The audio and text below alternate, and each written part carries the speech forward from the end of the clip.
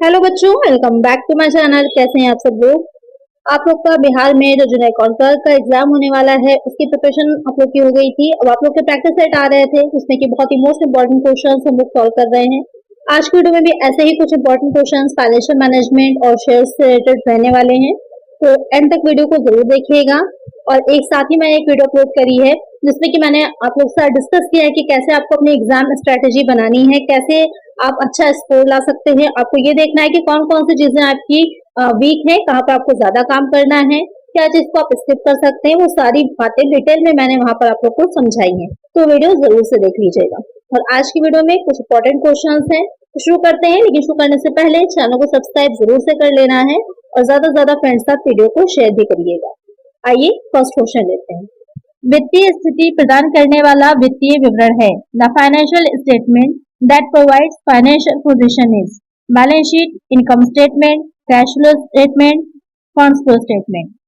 तो जो वित्तीय स्थिति प्रदान करने वाला, एक कंपनी में बहुत से अकाउंट्स बनाए जाते हैं, जर्नल बनाते हैं, हम लेजर बनाते हैं, मेमोरेंडम अकाउंट बनाते हैं, पीएनएल बनाते हैं, बैलेंस शीट बनाते हैं। उसके बाद हम फंड फ्लो स्टेटमेंट है, रेशियो एनालिसिस है, कैश फ्लो है, बजटन है, बहुत सी चीजें आती हैं जो उसमें आगे हम करते हैं। अपने बिजनेस में एक चीज तो हम ये पता करने के लिए कि करंट में स्टेटस क्या है हमारे बिजनेस का, क्या फाइनेंशियल स्थिति है हमारे बिजनेस की, और उसके बाद ये देखने के लिए कि क्या चेंजेस आए हैं, क्या क्या वेरिएंसेस आए हैं, कहाँ कहाँ पर हम कंट्रोल कर सकते हैं जिससे कि और ज्यादा हम प्रॉफिट को बढ़ा सके और ज्यादा एफिशिएंसी के साथ हम काम कर सकें। यहाँ पर जो आपके क्वेश्चन में पूछ रहा है कि जो वित्तीय स्थिति प्रदान करने की, यानी कि एक करेक्ट सिचुएशन बताता है आपके बिजनेस की, वो कौन सा स्टेटमेंट होता है। आर्थिक चिट्ठा होता है, आय विवरण होगा, रोकड़ प्रवाह विवरण या फिर कोष प्रवाह विवरण। तो जो आपका रोकड़ प्रवाह विवरण होता है वो सिर्फ ये बताता है कि कैश का कहाँ कहाँ यूज किया गया है और कहाँ कहाँ से कैश आई है। कैश के इनफ्लो और कैश के आउटफ्लो को बताता है। जो आप कैश फ्लो स्टेटमेंट बनाते हैं जिसमें आपकी अलग अलग तरह की इन्वेस्टिंग होती है एक्टिविटीज, फाइनेंशियल एक्टिविटीज हो जाती हैं, ऑपरेटिंग एक्टिविटीज हो जाती हैं। और साथ ही जो कोष प्रवाह विवरण होता है वहां पर हम वर्किंग कैपिटल को लिए ज्यादा देखते हैं कि क्या वर्किंग कैपिटल हमारी आई है, क्या चेंजेस आए, कहाँ से हमको फंड्स मिले हैं, कहाँ कहाँ फंड्स का हमने यूज किया। लेकिन जो करेक्ट स्थिति को बताएगा वो हो जाता है हमारा आर्थिक चिट्ठा, बैलेंस शीट होती है। बैलेंस शीट एक तरह से आपकी एक समरी पूरी होती है जितने भी अकाउंट्स आपने बनाए होते हैं उसकी। तो करेक्ट स्टेटमेंट जो होगा, जो आपके बिजनेस की सही फाइनेंशियल स्टेटस को बताएगा, वो हो जाता है बैलेंस शीट, आर्थिक चिट्ठा। तो एक आंसर क्या हो जाएगा हमारा, ऑप्शन ए। नेक्स्ट क्वेश्चन है, निम्नलिखित में से कौन सा विकल्प किसी कंपनी की पूरी संरचना का हिस्सा है। Which of the following options is a part of the capital structure of a company. Short term borrowings, accounts payable, equity share, none of the above. तो क्वेश्चन में जो आपसे पूछ रहा है कि इसमें से कौन सा ऑप्शन जो है वो किसी कंपनी की जो फाइनेंशियल स्ट्रक्चर होता है उससे जुड़ा है या उसका एक हिस्सा होता है। तो आपको मैंने पहले ही बताया हुआ है, इससे प्रीवियस वीडियो में बताया था कि जिसमें आपकी इक्विटी आ जाती है, आपकी जो लॉन्ग टर्म बोरोइंग्स हैं वो आती हैं। तो यहाँ पर जो आपकी शॉर्ट टर्म दे रखी है या फिर जो आपके अकाउंट्स पेएबल हैं वो इसका हिस्सा नहीं होंगे। जो इक्विटी शेयर्स हैं, समता अंश है, वो इसका हिस्सा होंगे। इक्विटी शेयर्स हैं, प्रेफरेंस शेयर्स हैं, जो आप डिवेंचर होते हैं, जो लॉन्ग टर्म लोन्स आप लेते हैं, वो सब इसमें आते हैं। तो यहाँ पर एक आंसर क्या होगा हमारा, ऑप्शन सी। नेक्स्ट क्वेश्चन है, उपरोक्त में से कौन सा कारक किसी फर्म की पूंजी संरचना को निर्धारित करने में सहायता करता है। Which of the above factors helps to determine the capital structure of a firm. Government policies, degree of control, cost of capital, all of the above. Question में जो कह रहा है कि इसमें से कौन से फैक्टर्स हैं जो हम अपना कैपिटल स्ट्रक्चर बना रहे होते हैं किसी फर्म का, किसी ऑर्गेनाइजेशन का, तो उसको निर्धारित करने में, उसको ये डिसाइड करने में कि कितनी हमारी इक्विटी शेयर्स रहेगी, कितना हम जो डिबेंचर्स लेंगे, कितने हम लॉन्ग टर्म लोन्स लेंगे, उसको डिसाइड करने में हेल्पफुल होता है। तो यहाँ पर सरकार की नीतियां होंगी या फिर जो नियंत्रण है उसको कि किस लेवल तक, किस डिग्री तक हमें कंट्रोल करना है। पूंजी की लागत बहुत इंपॉर्टेंट होती है, कॉस्ट ऑफ कैपिटल। तो यहाँ पर ये तीनों ही चीजें आ जाती हैं, इन तीनों को ही ध्यान में रखा जाता है जब हम ये डिसाइड कर रहे होते हैं। ये तीनों ही फैक्टर इफेक्ट डालते हैं जो आपकी कंपनी के स्ट्रक्चर होगा कैपिटल का, उसके ऊपर कि गवर्नमेंट पॉलिसीज अगर है, लोन से रिलेटेड है कि कितने परसेंट पे लोन मिलना है, क्या है, उसके अकॉर्डिंग आपको अपना डिसाइड करना पड़ता है। जो नियंत्रण है, कंट्रोल भी इम्पोर्टेंट है। और साथ ही जो कॉस्ट ऑफ कैपिटल है ये सबसे इम्पोर्टेंट फैक्टर होता है कि जिस तरह का स्ट्रक्चर आप रखना चाह रहे हैं उसकी कैपिटल की कॉस्ट कितनी आ रही है, क्योंकि उस पूंजी की भी अपनी लागत होती है जिसको निकाला जाता है। आगे जो वीडियोस आएंगी उससे रिलेटेड क्वेश्चंस आपके रहेंगे और साथ ही काफी इंपॉर्टेंट भी है तो उसको मैं इंक्लूड करूंगी। तो यहाँ पर जो आपसे पूछ रहा है तो पूंजी की लागत की अगर बात करें तो इक्विटी शेयर्स की भी होती है, जो रिटेन अर्निंग होती है उसकी भी निकाली जाती है, डिबेंचर्स की भी निकाली जाती है। उसमें भी आपकी दो तरह की रहती है, रिडीमेबल और इरिडीमेबल, जो शोधनीय होते हैं और जो अशोधनीय होते हैं। प्रेफरेंस शेयर कैपिटल की भी निकाली जाती है पूंजी की लागत, सबकी अलग अलग होती है। यहाँ पर जो है तीनों ही फैक्टर इफेक्ट डालते हैं एक कैपिटल स्ट्रक्चर को बनाने में। तो एक आंसर क्या होगा हमारा? Option D, all of the above. Next question है, किसी संगठन में अंशधारकों की संपत्ति का प्रतिनिधित्व निम्न द्वारा किया जाता है। In an organisation the share holders wealth is represented by the salary paid to employees, the market price of your shares, the book value of your firm's asset, none of the above। तो question में कह रहा है आपसे कि कोई organisation है जो वहां पर शेयर होल्डर्स फंड है या उनकी जो वेल्थ है वो क्या रिप्रेजेंट करती है, किस चीज का प्रतिनिधित्व करती है? कर्मचारियों को जो वेतन दिया जाता है, या फिर किसी अंश का जो बाजार मूल्य है उनके, या फिर फर्म की संपत्ति का पुस्तक मूल्य। तो यहाँ पर जो हम बात कर रहे हैं कि जो अंशधारकों की संपत्ति है, शेयर होल्डर्स वेल्थ होती है, क्योंकि आपको पता ही है जो फाइनेंशियल मैनेजमेंट होता है उसके जो ऑब्जेक्ट होते हैं उसमें ये रहता है कि इस तरह से काम किया जाए कि शेयर होल्डर्स वेल्थ को बढ़ाया जा सके, मैक्सिमाइजेशन ऑफ वेल्थ होता है इसका ऑब्जेक्टिव। तो यहाँ पर जो करेक्ट आंसर होगा वो होगा आपका ऑप्शन बी कि market price of A share, कि जो अंशधारकों की संपत्ति होती है उसका प्रतिनिधित्व कैसे किया जाता है कि जब कि उसके अंश का क्या बाजार मूल्य है, क्या मार्केट प्राइस है। एक तो आपकी नॉमिनल वैल्यू होती है, फेस वैल्यू होती है, मार्केट प्राइस होता है, एक अंश का मूल्य कई तरह का होता है। तो यहाँ पर जो मार्केट प्राइस है वो डिसाइड करता है कि अंश धारकों की वेल्थ क्या है, क्योंकि अगर ज्यादा अच्छे अंश का बाजार मूल्य ज्यादा होगा तो वहां पर ये चीज रहती है कि जो कंपनी है, जो ऑर्गेनाइजेशन, उसकी गुडविल भी अच्छी है, मार्केट में उसकी पोजीशन बहुत अच्छी है। तो यहाँ पर करेक्ट आंसर क्या हो जाएगा? Option B. नेक्स्ट क्वेश्चन है, निम्नलिखित में से कौन सा विकल्प विपणन योग्य प्रतिभूतियों का उदाहरण है? Which of the following options is an example of marketable securities? Long-term equity securities, long-term debt instruments, short-term debt instruments, short-term equity securities। Question में आपसे कह रहा है कि विपणन योग्य प्रतिभूतियों का एग्जाम्पल क्या होगा। यहाँ पर मार्केटेबल सिक्योरिटीज की बात की जा रही है। आपको पता है कि एसेट होती हैं तो कुछ आपकी करेंट एसेट होती हैं, कुछ फिक्स्ड एसेट होती हैं। तो यहाँ पर जो मार्केटेबल सिक्योरिटीज होती हैं वो करंट एसेट मानी जाती हैं, अल्पकालीन होती हैं। तो यहाँ पर जो करेक्ट आंसर होगा वो हो जाता है शॉर्ट टर्म डेब्ट इंस्ट्रूमेंट, यानी कि जो शॉर्ट टर्म होते हैं, अल्पकाल के लिए जाते हैं, वही हो जाती है आपकी मार्केटेबल सिक्योरिटीज। करेक्ट आंसर हो जाएगा हमारा ऑप्शन सी। नेक्स्ट क्वेश्चन है, निम्नलिखित में पूंजी का स्रोत है। On the following source of capital is equity shares, preference shares, debenture, all the above. तो यहाँ पर बहुत सिंपल सा क्वेश्चन है कि इसमें से पूंजी का स्रोत कौन सा है। तो तीनों ही पूंजी के स्रोत होते हैं, कैपिटल के स्ट्रक्चर में शामिल किए जाते हैं। तो करेक्ट आंसर यहाँ पे क्या होगा आपको? Option D, all of the above. जो इक्विटी शेयर्स होते हैं उसका डिविडेंड पहले से डिसाइड नहीं होता है, जितना प्रॉफिट मिलता है उसी के अकॉर्डिंग जो साधारण सभा होती है, जो एनुअल मीटिंग्स होती हैं, उसमें जो डिविडेंड होगा वो निर्धारित किया जाता है। जो प्रेफरेंस शेयर्स होते हैं उससे भी डिविडेंड दिया जाता है, लेकिन कितना डिविडेंड देना है इसकी दर, इसकी रेट पहले से ही निश्चित होती है, पहले से ही डिसाइड होती है, तो फिक्स्ड रेट होता है। और साथ ही जो डिबेंचर्स होते हैं उनकी भी रेट पहले से प्रीफिक्स होती है कि कितना हमको देना है उनको, इंटरेस्ट जो होगा वो। तो यहाँ पर एक आंसर है option D, all the above. इसीलिए जो इक्विटी शेयर होल्डर्स होते हैं उनको कंपनी का स्वामी या उनको कंपनी का ओनर कहा जाता है। प्रीवियस वीडियो में क्वेश्चन मैंने आपसे पूछा था कि कंपनी का स्वामी कौन होता है, ओनर कौन होता है। तो जो इक्विटी शेयर होल्डर्स होते हैं वही होते हैं। क्यों ओनर कहे जाते हैं? क्योंकि जो इक्विटी शेयर होल्डर्स होते हैं उनको सबसे बाद में डिविडेंड दिया जाता है। पहले जो डिबेंचर्स होते हैं, डिबेंचर होल्डर होते हैं, उनका इंटरेस्ट दे दिया जाता है। जो प्रेफरेंस शेयर्स होते हैं उनका डिविडेंड दे दिया जाता है, वो तो उनकी पहले से डिसाइडेड होती है। उसके बाद जो प्रॉफिट बचता है उसमें से उनको लिया जाता है। तो जितना भी ज्यादातर समझ लीजिए जोखिम, जो रिस्क होता है, वो सब किसके उसमें जाएगा? इक्विटी शेयर होल्डर्स में। और साथ ये भी होता है कि अगर प्रॉफिट ज्यादा होगा तो उनको ज्यादा डिविडेंड भी मिल जाता है, इस वजह से वो ओनर कहलाते हैं। नेक्स्ट क्वेश्चन है, विनियोक्ता के दृष्टिकोण से पूंजी लागत है। From investors' point of view, the cost of capital is yield of capital sacrifice, market value, interest rate, none of। तो क्वेश्चन में कह रहा है कि जो विनियोक्ता होता है, जो इन्वेस्टर्स होते हैं, जो किसी कंपनी में या किसी ऑर्गेनाइजेशन में अपने पैसे को लगा रहे हैं, इन्वेस्ट कर रहे हैं अपनी मनी को, तो उनके दृष्टिकोण में, उनकी पॉइंट ऑफ व्यू में एक कैपिटल जो है उसकी कॉस्ट क्या होती है कि जो पूंजी है उसकी त्याग का प्रतिफल, क्योंकि वो आपको अपने मनी है, अपनी सेविंग्स को जो इन्वेस्ट कर रहे हैं, दे रहे हैं, तो उनको उसका सेक्रीफाइस करने के लिए जो रिटर्न दिया जाता है, या फिर जो बाजार मूल्य है यानी कि जो मार्केट में प्राइस चल रहा है उसकी मार्केट की जो वैल्यू होगी, या फिर इंटरेस्ट रेट होती है, या फिर इनमें से कोई नहीं है। एक विनियोक्ता जो होता है उसके लिए जो पूंजी की लागत होगी वो हो जाती है, जो त्याग कर रहा होता है, जो सेक्रीफाइस कर रहा होता है, उसका रिटर्न होती है, उसका प्रतिफल होती है। तो इसका आंसर क्या हो जाएगा? Option A. नेक्स्ट क्वेश्चन है, इष्टतम पूंजी संरचना को कैसे बनाए रखा जा सकता है? How can optimal capital structure be maintain? Increase in the credit rating of the firm, a good record of revenue, a stable dividend policy, all of the above।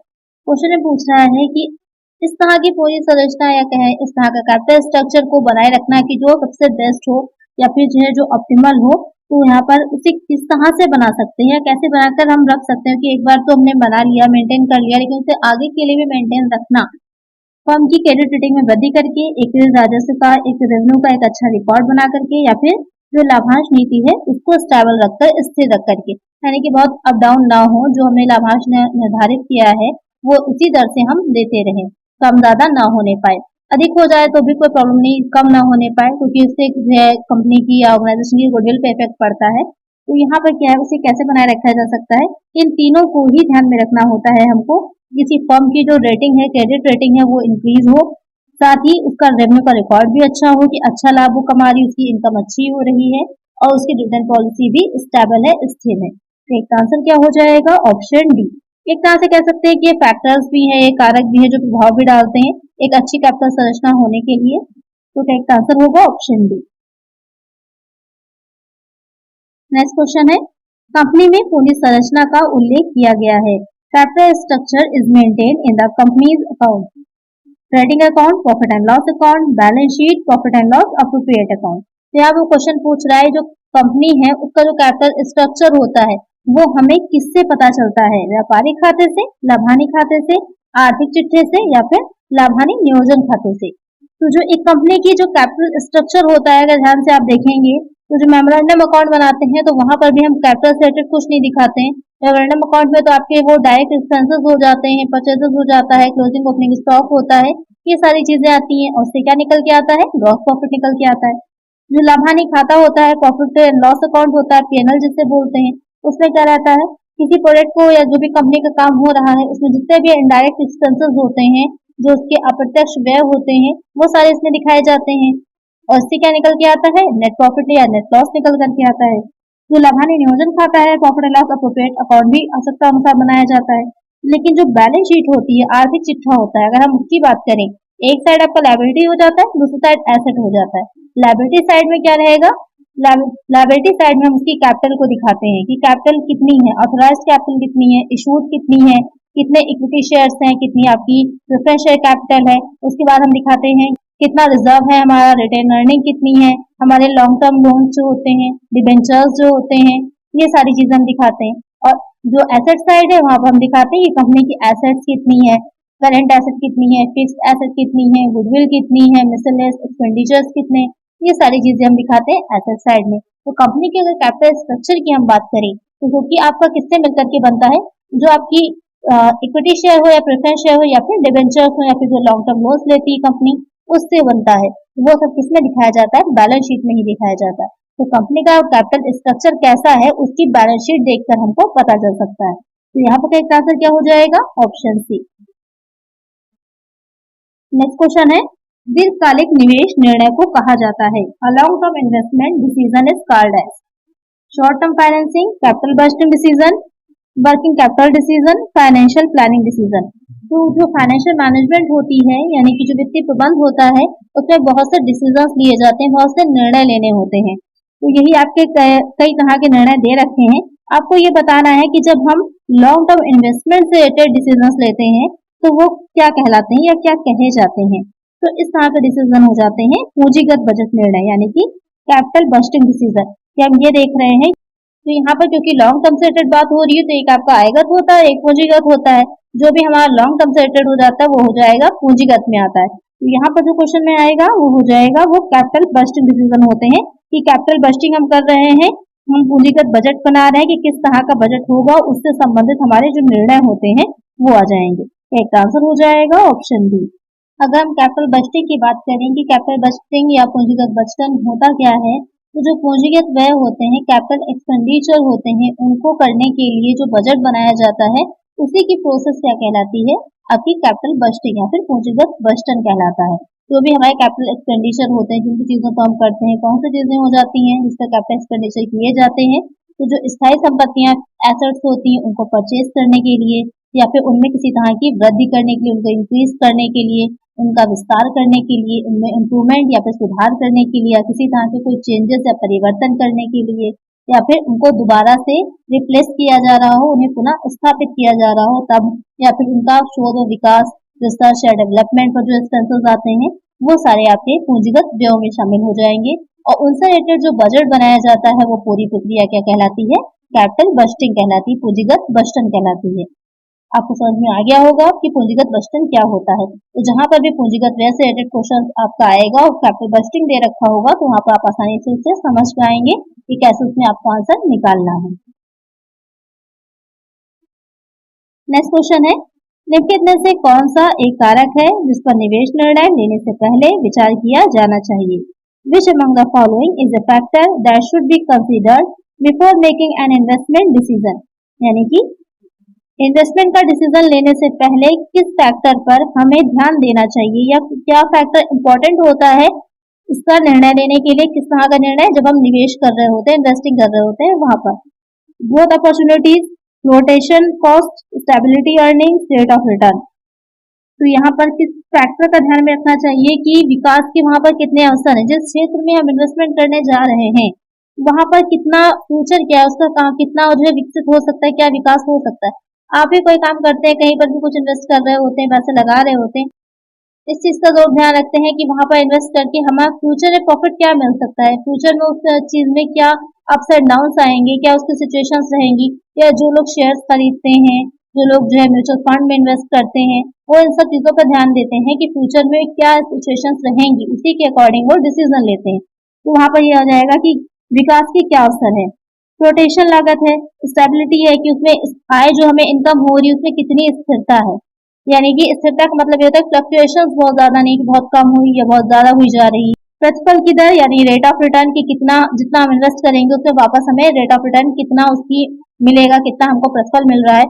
अभी आपने इससे रिलेटेड क्वेश्चन किया था कि जो हम त्याग कर रहे हैं, सेक्रीफाइस कर रहे हैं, उसका हमको रिटर्न मिलता है। तो यहाँ पर कौन सा कारक जो होगा इसमें ज्यादा इंपॉर्टेंट होगा जब निवेश निर्णय लेंगे, वो हो जाता है रेट ऑफ रिटर्न। प्रतिफल, कितना हमको प्रतिफल मिल रहा है, हमारी प्रतिफल की दर क्या है, उसी पर डिपेंड करता है कि हम उसमें इन्वेस्ट करें या ना करें। तो एक आंसर होगा ऑप्शन डी। नेक्स्ट क्वेश्चन है, निम्नलिखित में से कौन सा विकल्प इससे संबंधित है कि फर्म के वित्त को विभिन्न परिसंपत्तियों में कैसे निवेश किया जाता है? This choice has to do with how the firms finance are invested in various assets, investment decision, financial decision, dividend decision, none of this. Question में आपसे कह रहा है कि फर्म के वित्त को यानी कि कंपनी में जो हम फाइनेंस को कलेक्ट करते हैं, इकट्ठा करते हैं, तो किस लिए करते हैं?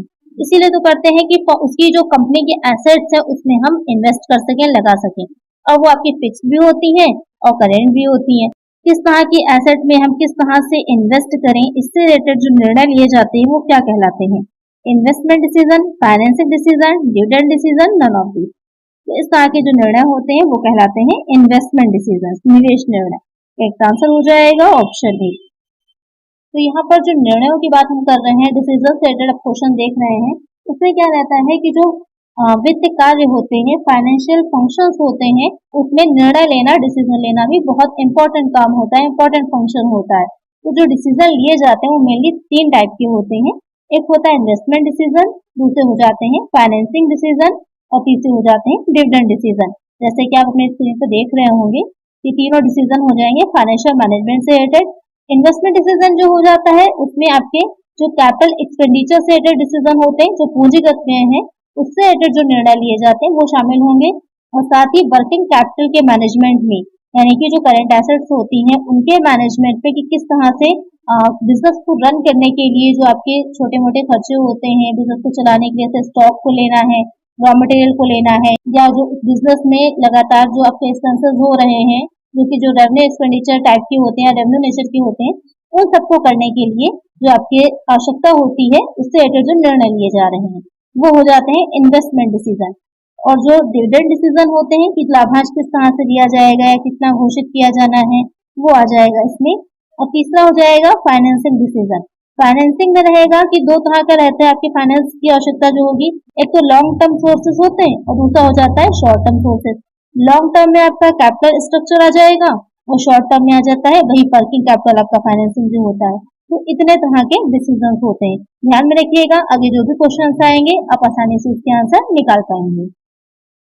नेक्स्ट क्वेश्चन है, निम्नलिखित में से किससे संपत्ति का आकार, लाभप्रदता और प्रतिस्पर्धात्मकता सभी प्रभावित होते हैं? Asset size, profitability and competitiveness are all influenced by dash. Working capital decision, capital budgeting decision, financing decision, dividend decision.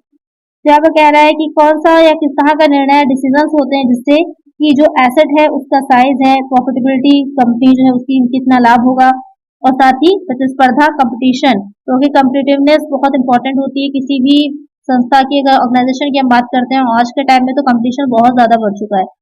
कोई भी फील्ड ले लीजिए, किसी भी फील्ड में एक तरह के कितने प्रोडक्ट मार्केट में आ रहे हैं तो वहाँ पर ब्रांड की भी प्रतिस्पर्धा होती है, मूल्य में, प्राइस में भी होती है, बहुत तरीके से होती है। अगर आप देखिए एक ही जैसे प्रोडक्ट होते हैं, अगर एक पर कुछ ऑफ होता है तो दूसरे पर भी आपको ऑफ मिलेगा। हर पैकेट पे आपको न्यू लिखा रहता है, भले इसमें कुछ न्यू ना हो लेकिन आप अगर ध्यान दीजिएगा तो न्यू इम्प्रूव सब पे लिखा रहता है।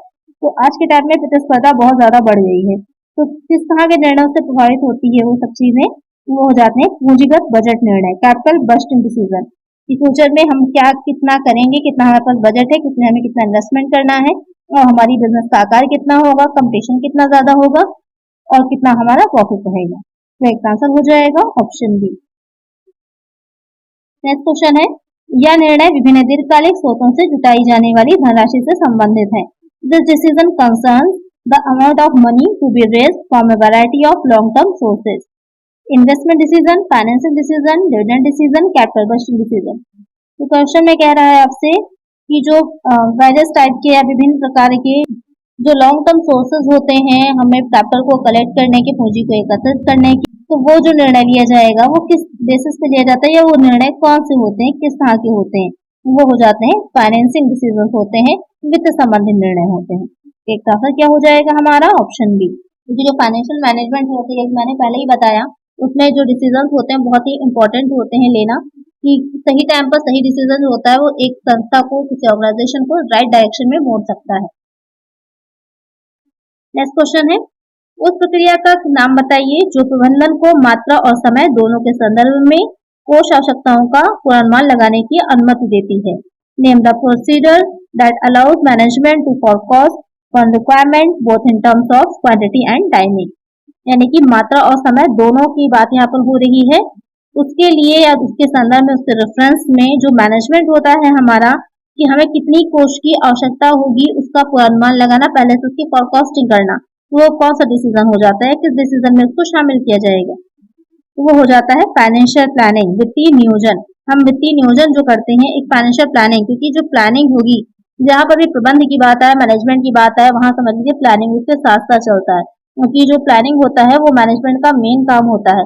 जितना अच्छी उसकी प्लानिंग होगी उतने ही अच्छा उसका आगे का सारा ऑर्गेनाइजेशन चलेगा, उसका सारा काम चलेगा, उतनी ही ज्यादा उसकी फर्म की या संस्था की ग्रोथ हो पाएगी और उतने ही अच्छे ढंग से काम हो पाएगा।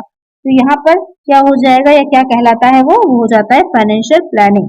कि हम फाइनेंशियल प्लानिंग करते हैं कि फ्यूचर में हमें कितने कोष की, कितने फंड्स की आवश्यकता होगी, मात्रा में भी, क्वांटिटी में भी, और टाइम के अकॉर्डिंग भी, कि समय समय पर हमें कितना धनराशि, कितनी अमाउंट चाहिए होगा। कि फिक्स एसेट जो होती है तो उसमें तो हम एक बार इन्वेस्ट कर देते हैं तो काफी लॉन्ग टाइम तक चलती रहती है, लेकिन जो वर्किंग कैपिटल होती है, कार्यशील पूंजी होती है, उसकी समय समय पर आवश्यकता रहती है। वहां पर जो वर्किंग कैपिटल होती है वो उसकी बहुत आवश्यकता होती है एक बिजनेस को रन करने के लिए। तो यहाँ पर सारे चीजों से रिलेटेड निर्णय लेने पड़ते हैं, तो वो हो जाता है, उसके लिए क्या किया जाता है, एक फाइनेंशियल प्लानिंग बनाई जाती है, वित्तीय नियोजन किया जाता है। इसका एक आंसर क्या हो जाएगा? Option D. नेक्स्ट क्वेश्चन है, गैर व्यापारिक संस्थाओं का उद्देश्य डैश है। The object of non trading concerns dash, social service, profit earning, both of these, none of the above. Question में कह रहा है कि जो नॉन ट्रेडिंग संस्थाएं होती हैं, जिस तरह के इंस्टीट्यूशंस होते हैं जिनका उद्देश्य जो होता है वो लाभ कमाना नहीं होता है, तो वो क्या रहता है मेन उनका एम, किस एम से शुरू किए जाते हैं? क्योंकि वैसे तो अपनी जो भी वेल्थ होती है उसको मैक्सिमाइज करना या फिर प्रॉफिट गेन करना, यही दो मेन ऑब्जेक्ट हो जाते हैं जो एक बिजनेस होता है उसके लिए। लेकिन जब बात की जाती है नॉन ट्रेडिंग कंपनीज की या नॉन ट्रेडिंग इंस्टीट्यूशंस की, तो वो क्या होती हैं या किस लिए किया जाता है उनका? तो उनका मेन एम रहता है सोशल सर्विस करना, सामाजिक संस्थाएं। जैसे कि जो स्कूल्स होते हैं, जो आपके कॉलेजेस होते हैं, वो किसी कंपनी में नहीं आते। किसी भी कॉलेज के आगे आपने कंपनी नहीं देखा होगा, तो वो कंपनी नहीं होते हैं, वो आपकी नॉन ट्रेडिंग इंस्टीट्यूशंस होते हैं जिनका उद्देश्य व्यापार करना नहीं होता, समाज सेवा होता है, सोशल सर्विसेज होता है। तो इसका आंसर क्या हो जाएगा हमारा? Option A. नेक्स्ट क्वेश्चन है, निम्नलिखित में से क्या आय और व्यय खाते में दर्ज किया जाता है? Which of the following is recorded in income and expenditure account? Revenue item, capital item, revenue and capital item, none of the. Question में कह रहा है कि जो आपके आय व्यय खाता होता है यानी कि इनकम एंड एक्सपेंडिचर अकाउंट होता है, तो जिस तरह से प्रॉफिट एंड लॉस अकाउंट बनाया जाता है इसी तरह से आय व्यय खाता भी बनाया जाता है। तो उसमें जो कौन सी चीजें होती हैं जो दिखाई जाती हैं? आयगत वस्तुएं, पूंजीगत वस्तुएं, राजस्व और पूंजीगत दोनों, या फिर उपकर से कोई नहीं। तो जो हम इनकम और एक्सपेंडिचर अकाउंट बनाते हैं उसमें सिर्फ हम रेवेन्यू आइटम्स को ही दिखाते हैं। और ये अकाउंट जो बनता है या फिर जो आपके इनकम एंड एक्सपेंडिचर अकाउंट बनाया जाता है वो एज इट इज बनाया जाता है प्रॉफिट एंड लॉस अकाउंट की तरह ही। जो यहाँ पर ये इंपॉर्टेंट क्वेश्चन इसलिए है क्योंकि जो आपके आय व्यय खाता होता है वो बनाया जाता है जो नॉन ट्रेडिंग कंपनी, जो नॉन ट्रेडिंग इंस्टीट्यूशन होते हैं जिनका उद्देश्य व्यापार करना नहीं होता, बिजनेस नहीं होता है, वहां पर प्रॉफिट एंड लॉस अकाउंट ना बना करके आपको क्या बनाया जाता है? इनकम एंड एक्सपेंडिचर अकाउंट बनाया जाता है। और कौन से आइटम्स इसमें दिखाए जाते हैं? तो इसमें सिर्फ आपके जो रेवेन्यू आइटम्स होते हैं, जो आयगत वस्तुएं होती हैं, उनको ही दिखाया जाता है, चाहे वो आयगत व्यय हो या फिर आयगत भुगतान हो। और जो दूसरा चीज बनती है, एक चीज और ध्यान में रखिएगा, यहाँ पर जो कैश बुक बनाई जाती है एक ट्रेडिंग संस्था में या ट्रेडिंग कंपनी में, वो कैश बुक यहाँ पर ना बना करके क्या बनाया जाता है? तो आपके भुगतान खाता बनाया जाता है, रिसीट एंड पेमेंट अकाउंट बनाया जाता है, एज इट इज बनाया जाता है कैश बुक की तरह ही। ध्यान में रखिएगा दोनों चीजों को। यहाँ पर एक आंसर क्या होगा? Option A. और इसकी और पॉइंट ध्यान में रखिएगा, जो आपका कैश बुक की तरह ही बनेगा, जो रिसिप्ट एंड पेमेंट अकाउंट होगा वहां पर हम आयगत और पूंजीगत दोनों प्रकार की प्राप्तियों को दिखाते हैं। लेकिन बस यहाँ पर ध्यान ये होता है, मेन ये चीजें होती हैं कि वो होनी चाहिए कैश से रिलेटेड, क्योंकि कैश ट्रांजेक्शन ही आप दिखाते हैं तो कैश बुक होती है उसमें। तो बस जो कैश रिसिप्ट या फिर कैश पेमेंट होते हैं किसी भी प्रकृति के हों, आपके चाहे वो रेवेन्यू नेचर के हों या फिर आपके कैपिटल नेचर के हों, दोनों ही दिखाए जाएंगे। तो इसका आंसर यहाँ पर जो है वो हो जाएगा ऑप्शन ए।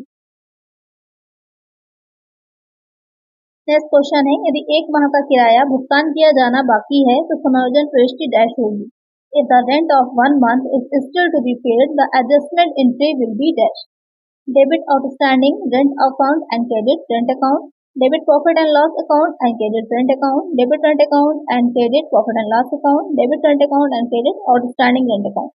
तो क्वेश्चन में जो कह रहा था एक महीने का किराया अभी देना बाकी है, इसका मतलब क्या हो जाएगा? एक महीने का किराया नहीं चुकाया गया है यानी कि आउटस्टैंडिंग है, आदत है, अभी अभी भी चुकाना बाकी है, आपको देना, पेमेंट करना बाकी है।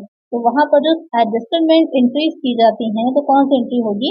वहां पर जो रेंट अकाउंट होता है उसको हम डेबिट कर देंगे और जो हमारा आउटस्टैंडिंग रेंट अकाउंट होगा उसको हम क्रेडिट कर देंगे। तो इसका आंसर क्या हो जाएगा हमारा? Option D. क्योंकि जब भी आप ध्यान रखिएगा कि वैसे तो रेंट अकाउंट जो होता है वो नॉमिनल अकाउंट हो जाएगा हमारा, लेकिन जब भी आप किसी भी कोई भी आइटम के साथ प्रीपेड या आउटस्टैंडिंग लगा देंगे तो वो पर्सनल अकाउंट बन जाता है। तो इस चीज को ध्यान में रखिएगा, क्योंकि यहाँ पर एग्जैक्टली थोड़ा सा आपको कंफ्यूज करने के लिए क्लियरली ये नहीं बोला है कि ये आउटस्टैंडिंग है। यहाँ पर आपको समझना है कि नहीं चुकाया है, चुका देना चाहिए था बट नहीं चुकाया है, तो वो आउटस्टैंडिंग हो जाएगा। तो आउटस्टैंडिंग हो जाएगा तो वो कौन सा अकाउंट हो जाएगा? पर्सनल अकाउंट हो जाएगा। एक आंसर हो जाएगा हमारा ऑप्शन डी। जो पर्सनल अकाउंट का रूल होता है वही अप्लाई होगा। क्या रूल होता है मैंने आप लोग को प्रीवियस वीडियोस में समझाया हुआ है, कमेंट करिएगा मुझे कि पर्सनल अकाउंट का क्या फॉर्मूला होता है, पर्सनल अकाउंट में एंट्री करने का क्या रूल होता है। नेक्स्ट क्वेश्चन है, यदि कोई व्यक्ति अपना कर्ज चुकाने में विफल रहता है तो ऐसी राशि को डैश माना जाता है।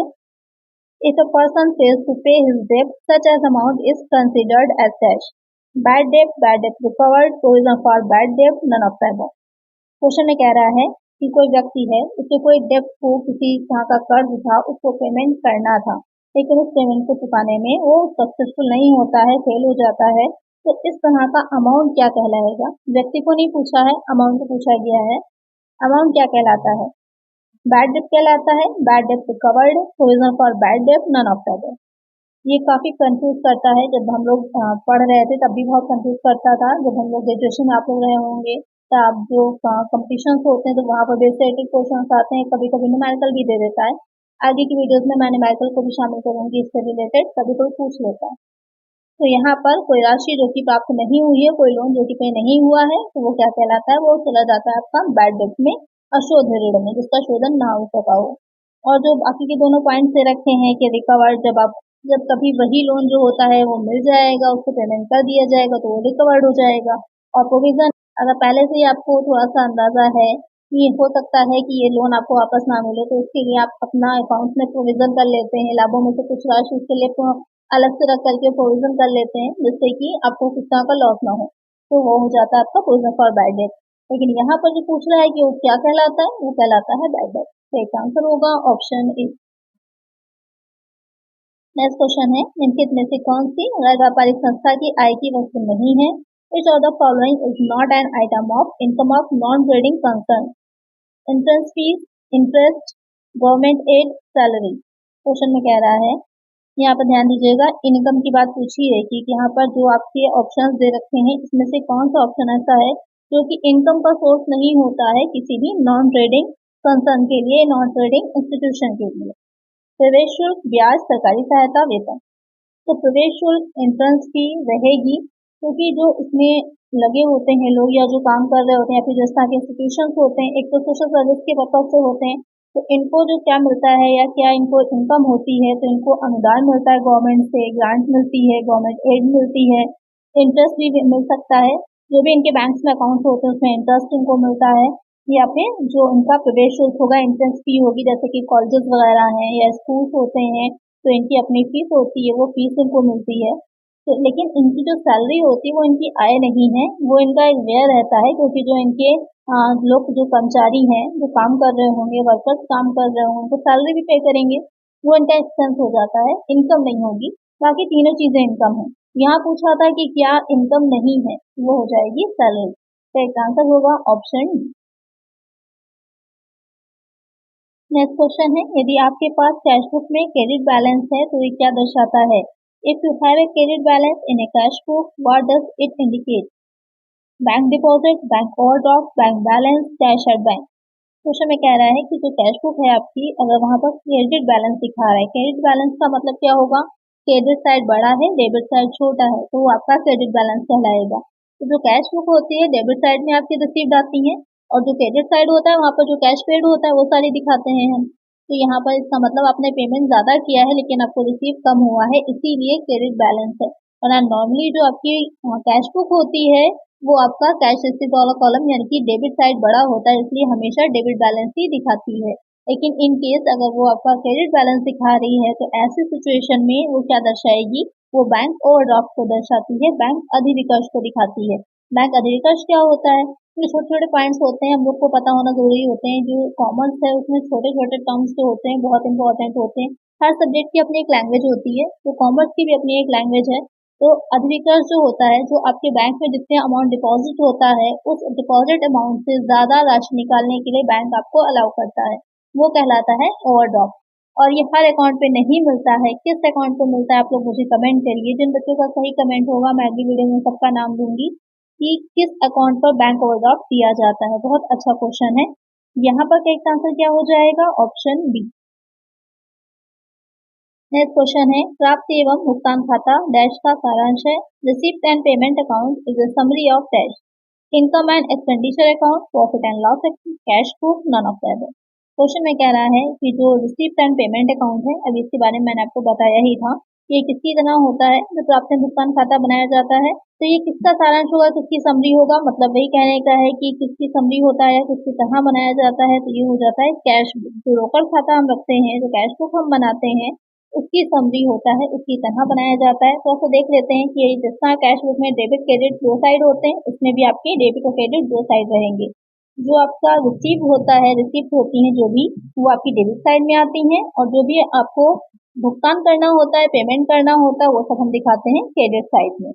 और इसमें क्या रहता है, जो आपकी रेवेन्यू नेचर की हो या फिर जो आपकी कैपिटल नेचर की हो, दोनों ही आइटम्स को दिखाया जाता है। और साथ ही लेकिन यहाँ पे एक चीज ध्यान रखिएगा कि सिर्फ उनकी कैश बुक का कितना बनता है, उसी के जैसा होता है, उसी की समरी होता है। तो यहाँ पर सिर्फ आपके कैश पेमेंट है या फिर जो कैश इनकम है उसको ही दिखाया जाएगा। इसमें जो नॉन कैश एक्सपेंसेस होते हैं, जैसे कि डिप्रिसिएशन है या अफर्ड इनकम है या फिर आउटस्टैंडिंग है, तो इनको नहीं दिखाया जाएगा। तो एक आंसर हो जाएगा ऑप्शन सी। नेक्स्ट क्वेश्चन है, प्रोडक्ट व्यय को डैश में दिखाया जाता है। Prepaid expenses are shown in dash, liability side, assets और liability side, none of the above. तो यहाँ पर जो प्रीपेड एक्सपेंसेस होते हैं उसको हम कहाँ पर दिखाते हैं, जो बैलेंस शीट बनाते हैं उसमें। तो आप लोग मुझे कमेंट करिएगा, इसका ये क्वेश्चन मैं पहले भी करवा चुकी हूँ आप लोगों को। इसका आंसर आप लोग मुझे कमेंट करिएगा कि जो प्रीपेड एक्सपेंसेस होते हैं उसको हम किस साइड में दिखाते हैं। अगर वो वीडियोस आपने नहीं देखी है तो उसकी एक अलग से चैनल पर प्लेलिस्ट है, लिंक डिस्क्रिप्शन में दे दिया है, देख लीजिए, काफी अच्छे क्वेश्चन हैं। नेक्स्ट क्वेश्चन है, अशुद्ध ऋण के लिए प्रावधान के अनुसार किया जाता है। Provision for bad debt is made as per the dash. Initiative concept, conservatism concept, cost concept, going concern concept. अशुद्ध ऋण के लिए जो प्रावधान होता है, यानी कि जो बैड डेट है उसके लिए हम प्रोविजन जो करते हैं, वो किस अनुसार, किस अवधारणा के या फिर किस संकल्पना के अनुसार करते हैं। यहाँ पर जो कह रहा है कि प्रावधान अशुद्ध ऋण का जो होता है वो किस संकल्पना की या किस अवधारणा के अनुसार होता है, वो होती है रूढ़िवाद की अवधारणा। रूढ़िवादी अवधारणा से कहा जाता है कन्वर्टिज्म कॉन्सेप्ट। इसमें रहता है कि लाभ की प्रत्याशा न करें, लेकिन जो भी हानियां हैं उन सबका प्रावधान कर लें। यानी कि हम ये ना देखें कि लाभ कितना हो रहा है, लेकिन हानियां हमारी क्या हो सकती हैं, क्या क्या हमें लॉसेस हो सकते हैं, उन सब के लिए हम पहले से ही प्रोविजन कर लें। तो वो हो जाएगा आपका ऑप्शन बी। नेक्स्ट क्वेश्चन है, कैश बुक में किस प्रकार की प्रविष्टि होती है। What kind of entry happens in cash book. Special entry, original entry, secondary entry, all of the above. तो यहाँ पर कह रहा है जो कैश बुक होती है हम बनाते हैं, उसमें किस तरह की एंट्री होती है, क्या कहलाती है। तो वो कहलाती है आपकी मूल प्रविष्टि, ओरिजिनल एंट्री। जब भी बात आती है कि जो हम अकाउंट्स बना रहे होते हैं या जो हम रिकॉर्डिंग कर रहे होते हैं ट्रांजैक्शन की, तो फर्स्ट स्टेज में हम क्या करते हैं, जर्नल एंड इस जो की सब्सिडरी बुक्स होती हैं वो बनाते हैं। तो जो सब्सिडरी बुक्स में आ जाती हैं आपकी जो मेन जर्नल है, इसके अलावा जो सहायक बहियां है उसमें कैश बुक आती है, आपकी सेल्स रिटर्न बुक है, या फिर जो साथ में उसकी और परचेज बुक बनती है, सेल्स बुक बनती है, परचेज रिटर्न बुक बनती है, उन सारी बुक्स को सब उसमें शामिल किया जाता है। सेकेंड स्टेज में हम लेजर बनाते हैं, थर्ड में हम ट्रायल बैलेंस बनाते हैं, फोर्थ में हम मैन्युफैक्चरिंग अकाउंट, ट्रेडिंग अकाउंट है, P&L है, बैलेंस शीट है, ये सब बनाएंगे। और फिफ्थ में हम उनका एनालिसिस करते हैं जो फाइनल अकाउंट्स हमने बनाए होते हैं। तो यहाँ पर जो आपकी कैश बुक होती है वो मूल प्रविष्टि की पुस्तक कहलाती है, ओरिजिनल एंट्रीज की बुक कहलाती है। तो इसका आंसर होगा हमारा ऑप्शन बी। नेक्स्ट क्वेश्चन है, कैश बुक के दोनों ओर की गई प्रविष्टि को क्या कहा जाता है। What is an entry made on both side of A cash book card. Contra entry, compound entry, journal entry, double entry. Cash book में कुछ ऐसी एंट्रीज होती है जो बोथ साइड की जाती हैं, तो उसको क्या कहते हैं, वो एंट्रीज कहलाती है कॉन्ट्रा एंट्री। तो इसका आंसर होगा हमारा ऑप्शन ए। नेक्स्ट क्वेश्चन है, निम्नलिखित में से किसको कॉन्ट्रा एंट्री माना जाएगा। In which case will a transaction be treated as a contra entry. When the cash is received and deposited from the customer, when the cash is withdrawn from the bank for office use, both of the above, none of that। Question में कह रहा है कि जो आपकी Contra entry, जैसे कि अभी मैंने बताई थी कि दोनों साइड्स को इफेक्ट करती है, तो यहाँ पर जो ऑप्शंस डायरेक्टर्स में आपको बताना है कि किसको माना जाएगा या फिर किसी को नहीं माना जाएगा, तो आपका नन हो जाएगा। तो जो दे रखा है कि when the cash is withdrawn from the bank for office use, cash को विड्रॉ किया जा रहा है बैंक से ऑफिस यूज के लिए, तो यहाँ पर ये एंट्री जो होगी वो कॉन्ट्रा एंट्री कहलाएगी, क्योंकि ये दोनों साइड को, बैंक को और कैश को, दोनों साइड को इफेक्ट कर रही है, इसलिए क्योंकि इससे जो मेन आपकी फाइनेंशियल कंडीशंस होती हैं या जो मेन आपकी फाइनेंशियल पोजीशन होती है बिजनेस की, वो इफेक्ट नहीं होती है। तो यहाँ पर करेक्ट आंसर हो जाएगा ऑप्शन बी।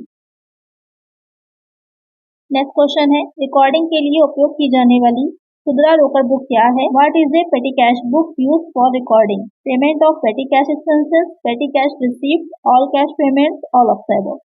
क्वेश्चन में कह रहा है कि जो हम पेटी कैश बुक बनाते हैं, एक तो कैश बुक बनती है हमारी, फिर हम साथ ही उसके पेटी कैश बुक भी बनाते हैं, जो कुछ बड़ी संस्थाएं होती हैं जहाँ पर डेली के एक्सपेंसेस बहुत ज़्यादा होते हैं, तो वो आपकी एक पेटी कैश बुक बनाते हैं, जिसे कि हिंदी में खुदरा रोकड़ बुक कहा जाता है।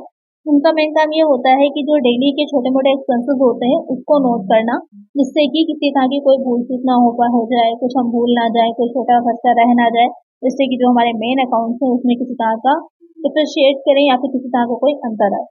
तो यहाँ पर क्या करेक्ट आंसर होगा आपका कि पेमेंट्स ऑफ पेटी कैश एक्सपेंसेस, जो छोटे मोटे नगद खर्चे होते हैं उनका भुगतान करने के लिए उसको हम बनाते हैं या फिर तैयार की जाती है। करेक्ट आंसर होगा ऑप्शन ए।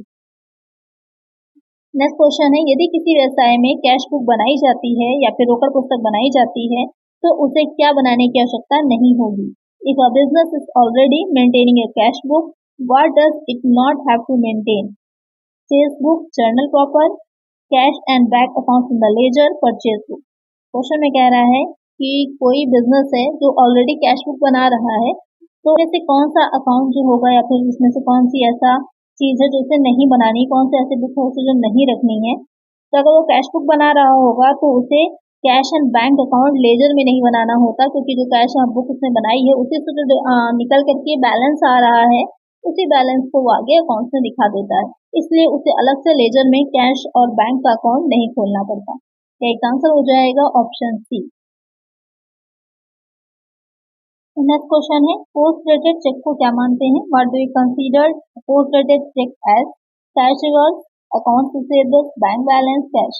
क्वेश्चन में कह रहा है कि जो पोस्ट डेटेड चेक होते हैं उसको हम किस तरह से मानते हैं जो अपने बिजनेस में। सबसे पहले समझना होगा कि पोस्ट डेटेड चेक होता क्या है, कि जो चेक आप कोई भी राइटर है लिख रहा होता है या फिर चेक लिख रहे होते हैं, तो उसको अभी जो करंट की डेट है, जिस डेट पे आप उस चेक को लिख रहे हैं, वो डेट उसमें ना डाल करके हम फ्यूचर की कोई डेट डालते हैं, इसलिए वो क्या कहलाता है? पोस्ट डेटेड चेक कहलाता है। अब बात आती है कि उसको हम किस तरह से अपने जो हमने अकाउंट रखे उसमें ट्रीट करते हैं। तो एज ए कैश में ट्रीट नहीं किया जाता, उसे ट्रीट किया जाता है अकाउंट रिसीवेबल्स के तौर पर, जो प्राप्त खाते या प्राप्त बिल होते हैं उसकी तरह हम उसको ट्रीट करते हैं। तो एक आंसर क्या हो जाएगा हमारा? Option B. तो आज की वीडियो में इतना ही। आई होप आपको वीडियो अच्छी लगी होगी, क्वेश्चंस अच्छे लगे होंगे। अगर वीडियो अच्छी लगी है तो लाइक कर दीजिएगा। इसी में किसी और तरह के टॉपिक पर आप क्वेश्चंस चाह रहे हो तो मुझे कमेंट कर दीजिएगा और फ्रेंड्स तक वीडियो को शेयर भी कर दीजिएगा। मिलते हैं नेक्स्ट वीडियो में। Thank you.